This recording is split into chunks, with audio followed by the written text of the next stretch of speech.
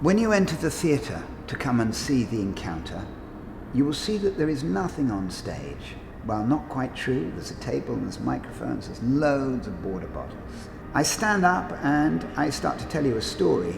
You might go on that what we would call an imaginative journey. Everything about the show is designed to stimulate the imagination. And so everything that we do is about trying to say, let go even further, open yourself up to all the things that you can imagine and that you can create.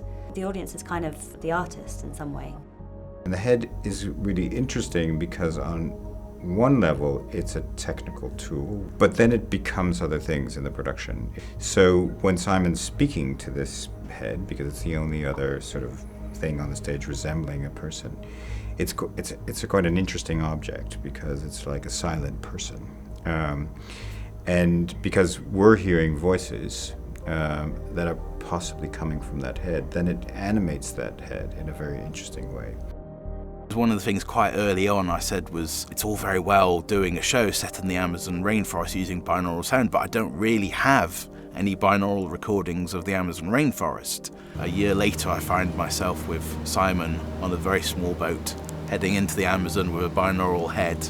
And so we recorded loads of the show in the Amazon rainforest, carrying this huge heavy binaural head round the forest and doing various setups in the middle of the night.